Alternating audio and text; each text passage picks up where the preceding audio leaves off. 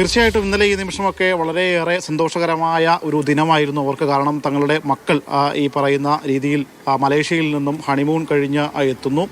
അവരെ സ്വീകരിക്കാൻ വേണ്ടിയാണ് ഈ വീട്ടിൽ നിന്നാണ് അവർ ഇരുവരും തിരുവനന്തപുരത്തേക്ക് പുറപ്പെടുന്നു. അതിനുശേഷം പുലർച്ചെ ഇവിടെ എത്തുമ്പോഴാണ് ഏകദേശം 8 കിലോമീറ്റർ ദൂരം മാത്രമേ ഈ അപകട സ്ഥലത്ത് നിന്ന് നിഖിലിൻ്റെയും ഈ മാത്യുവിൻ്റെയും വീട്ടിലേക്ക് ഉള്ള. നമ്മളിപ്പോൾ ഉള്ളത് ഈ നിഖിലിൻ്റെ വീടിന് മുന്നിലാണ്. അവിടെ ബന്ധുക്കൾ മാത്രമാണ് ഉള്ളത്, മറ്റാരും തന്നെ ഇല്ല. നിലവിൽ ഇവരുടെ മൃതദേഹങ്ങളെല്ലാം തന്നെ പോസ്റ്റ്മോർട്ടം പൂർത്തിയാക്കി ഇവിടെ അടുത്തുള്ള ഇടത്തട്ട് മോർച്ചറിയിലാണ് സൂക്ഷിച്ചിരിക്കുന്നത്. 4 പേരുടെയും സംസ്കാരം സംബന്ധിച്ച് ഒരു തീരുമാനത്തിലേക്ക് എത്തിയിട്ടില്ല.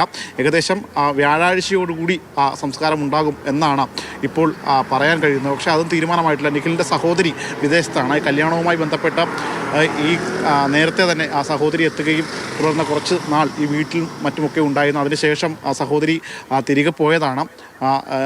ഇപ്പോൾ വീണ്ടും ഈ നിഖിലിൻ്റെയും അച്ഛൻ്റെയും ഒക്കെ ചേതനയേറ്റ ശരീരം കാണുവാൻ വേണ്ടി എത്തേണ്ടിയിരിക്കുന്നു. അതുകൊണ്ട് തന്നെയാണ് ഈ സംസ്കാരം മാറ്റിവെച്ചിരിക്കുന്നത്. ബന്ധുക്കൾ കൂടുതലും പുറത്ത് തന്നെയാണുള്ളത്.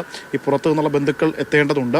മറ്റൊന്ന്, ഈ പള്ളിയുമായി ചേർന്ന് പള്ളിയിൽ ഇന്ന് കരോൾ സംഘമൊക്കെ ഇറങ്ങാനിരുന്നതാണ്. ആ കരോൾ സംഘത്തിനൊപ്പം ഇന്ന് നിഖിലും ഒക്കെ കൂടെ പോകേണ്ട ആളാണ്. പക്ഷേ ഇന്ന് ആ കരോൾ സംഘം ആ പരിപാടിയെല്ലാം തന്നെ മാറ്റിയിട്ടുണ്ട്. ഈ മരണവുമായി ബന്ധപ്പെട്ടുകൊണ്ട് തന്നെ ഈ വീട്ടിൽ ഇന്നലെ രാത്രി പുലർച്ചയോടുകൂടി എത്തി ഇന്ന് അവരുടെ ബന്ധുവീട്ടിലും മറ്റുമൊക്കെ പോകാനും അതോടൊപ്പം തന്നെ ഈ വിവാഹം കഴിഞ്ഞ് ഈ മറ്റ് ഈ ക്രിസ്മസൊക്കെയാണ് മറ്റ് വീടുകളിലും നാളെ അനുവിൻ്റെ പിറന്നാളാണ്. അതോടൊപ്പം തന്നെ ഇവിടെ നിന്ന് അനുവിൻ്റെ വീട്ടിലേക്കുമൊക്കെ പോകാനൊക്കെ തീരുമാനിച്ചിരുന്നതാണ്. പക്ഷേ അതെല്ലാം മാറ്റിമറിച്ചുകൊണ്ടൊരു നിമിഷം കൊണ്ട് തന്നെ ആ വീടിനെ മൊത്തത്തിൽ ഒരു ദുഃഖത്തിലേക്ക് ആഴ്ത്തുന്ന രീതിയിലേക്ക് കാര്യങ്ങൾ നീങ്ങിയിരിക്കുന്നു. ഇപ്പോൾ ആ വീട്ടിൽ ആകെ ദുഃഖം തളം കെട്ടി കിടക്കുകയാണ്.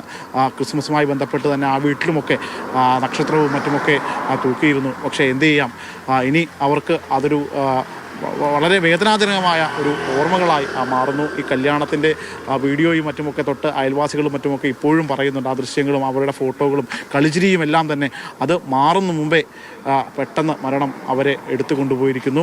ഈ 4 പേരുടെയും മൃതദേഹം ഇപ്പോൾ ഇടത്തട്ട് മോർച്ചറിയിലാണുള്ളത്. ഉച്ചയോടുകൂടി 4 പേരുടെയും പോസ്റ്റ്മോർട്ടം നടപടികളെല്ലാം തന്നെ പൂർത്തിയാക്കി ഇവിടെ തൊട്ടടുത്തുള്ള ഒരു സ്വകാര്യ മോർച്ചറിയാണ്. അവിടെയാണ് ഇപ്പോൾ മൃതദേഹം സൂക്ഷിച്ചിരിക്കുന്നത്. ഈ വീട്ടിലേക്ക് ഇപ്പോൾ ബന്ധുമിത്രാദികളും മറ്റുമൊക്കെ എത്തുന്നുണ്ട്. അവർ എത്തി മടങ്ങുകയും ചെയ്യുന്നുണ്ട്. മറ്റാരും തന്നെ നിലവിൽ വീട്ടിലില്ല. തൊട്ട് അയൽവാസികളും മറ്റുമൊക്കെ ഉണ്ട്.